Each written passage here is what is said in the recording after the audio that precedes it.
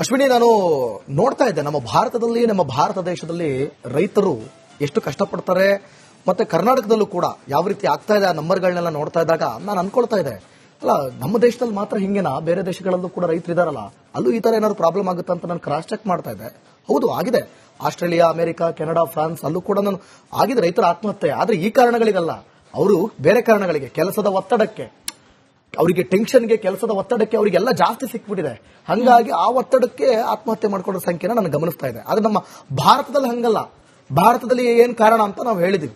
So ಈ ಕುರಿತಾಗಿ ನಾವು ಜನಾಭಿಪ್ರಾಯನ ತೆಗೆದುಕೊಳ್ಬೇಕಾಗುತ್ತೆ. ಯಾಕಂತಂದ್ರೆ ರಿಪಬ್ಲಿಕ್ ಕನ್ನಡ ಕೇವಲ ನಾವು ಸ್ಟುಡಿಯೋದಲ್ಲಿ ಕುತ್ಕೊಂಡು ಬರೀ ನಾವು ಇಲ್ಲಿ ಕುತ್ಕೊಂಡು ಮಾತಾಡೋದಲ್ಲ, ಆ ಕಡೆಯಿಂದ ರೈತರನ್ನೂ ಕೂಡ ನಾವು ಮಾತನಾಡ್ಸೋಣ. ಅನೇಕ ರೈತರು ಕಾಲ್ ಮಾಡಿದ್ರೆ ಬಹಳ ಇನ್ನೂ ಒಳ್ಳೆಯದು. ಸೊ ಅದ್ರ ಬಗ್ಗೆ ಬೇರೆಯವರು ಕೂಡ ಕಾಲ್ ಮಾಡಬಹುದು. ರಿಪಬ್ಲಿಕ್ ಕನ್ನಡ ಧ್ಯೇಯವಾಕ್ಯ ನಿಮ್ಮ ಧ್ವನಿ, ಜನರ ಅಭಿಪ್ರಾಯಕ್ಕೆ ಒಂದು ಮುಕ್ತ ವೇದಿಕೆಯನ್ನು ರಿಪಬ್ಲಿಕ್ ಕನ್ನಡ ಒದಗಿಸಿಕೊಡ್ತಾ ಇದೆ. ಅದರಂತೆ ನೀವು ಕೂಡ ನಿಮ್ಮ ಅಭಿಪ್ರಾಯವನ್ನು ತಿಳಿಸಬಹುದು. ಮುಂಗಾರು ಮಳೆಯ ಜೂಜಾಟದಿಂದ ರೈತರು ಕಂಗೆಟ್ಬಿಟ್ಟಿದ್ದಾರೆ. ಸಾಲದ ಹೊರೆ, ಬಡ್ಡಿ, ಚಕ್ರ ಬಡ್ಡಿ ಹೊಡೆತಕ್ಕೆ ದಾರಿ ಕಾಣದಂತಾಗ್ತಾ ಇದ್ದಾರೆ. ಬದುಕು ಮುನ್ನಡೆಸಲಾಗಿದೆ, ಕೊನೆಗೆ ಆತ್ಮಹತ್ಯೆ ದಾರಿ ಅನ್ನುವಂಥ ಪರಿಸ್ಥಿತಿ ನಿರ್ಮಾಣ ಆಗ್ಬಿಟ್ಟಿದೆ.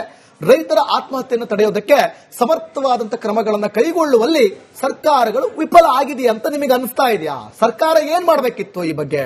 ಅವ್ರು ಯಾವ ರೀತಿ ಅವರು ಕ್ರಮವನ್ನು ತೆಗೆದುಕೊಳ್ಬೇಕಿತ್ತು, ಏನ್ ಮಾಡಬೇಕಿತ್ತು ಅನ್ನೋದು ನಿಮ್ಮ ಅಭಿಪ್ರಾಯ. ಏನ್ ಆಗ್ತಾ ಇದೆ ಅನ್ನೋದನ್ನ ಹೇಳಿ, ಏನ್ ಮಾಡಬೇಕಿತ್ತು ಅಂತ ಹೇಳೋದಕ್ಕೆ ನಮ್ಮ ಆಲ್ ಲೈನ್ಸ್ ಓಪನ್ ಆಗಿದೆ. ವಾಟ್ಸ್ಆಪ್ ಇದೆ, ವಾಟ್ಸ್ಆಪ್ ನಲ್ಲಿ ನಿಮ್ಮ 2 ಲೈನ್ಗಳಲ್ಲಿ ನಿಮ್ಮ ಅಭಿಪ್ರಾಯವನ್ನು ತಿಳಿಸ್ಕೋಬಹುದು. ಆಮೇಲೆ ಎಕ್ಸ್ ಖಾತೆ ಲಿಂಕ್ ನೋಡಿ ಕೆಳಗಡೆ ಬರ್ತಾ ಇದೆ, ಅಲ್ಲೂ ಕೂಡ ನಿಮ್ಮ ಅಭಿಪ್ರಾಯವನ್ನು ತಿಳಿಸಬಹುದು. ಜೊತೆಗೆ ಈ ಕೂಡಲೇ ನೀವು ಕರೆ ಮಾಡಿ ನಮ್ಮ ಜೊತೆ ನೇರವಾಗಿ ಮಾತನಾಡಬಹುದು. ಸೊ ನಿಮಗೆ ಈಗ ಒಂದು ಮುಕ್ತ ಅವಕಾಶ, ಓಕೆನಾ? ಸೊ ನೋಡಿ, ದಾವಣಗೆರೆ ತಾಲೂಕಿನಲ್ಲಿ ಗುಮ್ಮನೂರು ಅಂತ ಒಂದು ಊರು. ಆ ಗ್ರಾಮದಲ್ಲಿ ಜೂನ್ 26ರಂದು 23 ವರ್ಷ, ನೋಡಿ 23 ವರ್ಷ ಇಡೀ ಮನೆಯ ಜವಾಬ್ದಾರಿಯನ್ನ ಹೊತ್ಕೊಂಡಿದ್ದ ತಿಪ್ಪೇಶ್ ಅನ್ನುವಂತ ರೈತ, ಆ ರೈತ ಆತ್ಮಹತ್ಯೆ ಮಾಡ್ಕೊಂಡಿದ್ದಾರೆ ಕಣ್ರಿ. ನೋಡಿ, ಅವರು ಜಮೀನಿನ ಮೇಲೆ ಬ್ಯಾಂಕ್ ಆಯ್ತಾ ಸಾಲ ಮಾಡಿಕೊಂಡಿದ್ರು. ಸುಮಾರು 15 ಲಕ್ಷ ರೂಪಾಯಿ ಸಾಲ ಮಾಡಿದ್ರಂತೆ, ಜಮೀನು ಮತ್ತೆ ಮನೆ ಇಟ್ಬಿಟ್ಟು. 1 ಎಕರೆ ಜಮೀನಿನಲ್ಲಿ ಅಡಿಕೆ ಹಾಕಿದಂತ ರೈತ 4 ಕಡೆ ಬೋರ್ ಕೊರೆಸಿದಂತೆ. ಅಶ್ವಿನಿ ಅವರು 4 ಕಡೆ ಬೋರ್ ನೀರು ಸಿಗುತ್ತೆ ಅಂತ 4 ಬೋರ್ವೆಲ್ ನಲ್ಲೂ ನೀರು ಬರಲಿಲ್ಲ. ಮನೆ ನೊಂದ್ಕೊಂಡ್ಬಿಟ್ಟ. ಇಡೀ ಮನೆ ಜವಾಬ್ದಾರಿಯನ್ನು ಹೊತ್ಕೊಂಡಿದ್ದ ತಿಪ್ಪೇಶ್. ಈಗ ಆ ವ್ಯಕ್ತಿ ಆತ್ಮಹತ್ಯೆ ಮಾಡಿಕೊಂಡು 20 ದಿನ ಆಗಿದೆ. ಆ ತಾಯಿಯ, ಮಹಾತಾಯಿಯ ಮಗನ ತಾಯಿ ತನ್ನ ಮಗನ ನೆನಪಿನಲ್ಲಿ ಹಾಸಿಗೆ ಹಿಡಿದಿದ್ದಾರಂತೆ. ಇದು ರೈತರ ಪರಿಸ್ಥಿತಿ ಕಣ್ರಿ. ಬನ್ನಿ, ಒಂದು ವಾಕ್ತೂ ಇದೆ, ನೋಡ್ಕೊಂಬರೋಣ. ರಾಜ್ಯದಲ್ಲಿ ಈ ಬಾರಿ ಸಾಕಷ್ಟು ಒಂದೇನು ಬರಗಾಲದ ಛಾಯೆ ಮೂಡಿರುವಂತದ್ದು. ರಾಜ್ಯಾದ್ಯಂತ ಕಳೆದ 3 ತಿಂಗಳಿಂದ 31 ಜನ ರೈತರು ಈಗಾಗಲೇ ಆತ್ಮಹತ್ಯೆ ಮಾಡಿಕೊಂಡಿರುವಂತದ್ದು. ಅದರಲ್ಲಿ ಕೂಡ ದಾವಣಗೆರೆ ಜಿಲ್ಲೆಯಲ್ಲಿ 2 ರೈತರು ಆತ್ಮಹತ್ಯೆ ಮಾಡಿಕೊಂಡಿರುವಂತದ್ದು. ಅದರಲ್ಲಿ ಆ ಯುವ ರೈತ ಆಗಿರುವಂತಹ ಆ 23 ವರ್ಷದ ತಿಪ್ಪೇಶ್ ಎನ್ನುವಂತಹ ಆ ಯುವಕ ಸಹ ಕಳೆದ ಒಂದು 21 ದಿನಗಳ ಹಿಂದೆ ಆತ್ಮಹತ್ಯೆ ಮಾಡಿಕೊಂಡಿದ್ದ. ಅಂದ್ರೆ ಕಳೆದ ತಿಂಗಳ 29ನೇ ತಾರೀಕಿನ ಸಂದರ್ಭದಲ್ಲಿ ಏನು ಆತ್ಮಹತ್ಯೆ ಮಾಡಿಕೊಂಡಿದ್ದ. ಈಗ ನಾನು ಆ ತಿಪ್ಪೇಶ್ ಅವರ ಕುಟುಂಬದಲ್ಲಿ ಅಂತಂದ್ರೆ ಅವ್ರ ಮನೆಯಲ್ಲೇ ಇರುವಂತದ್ದು.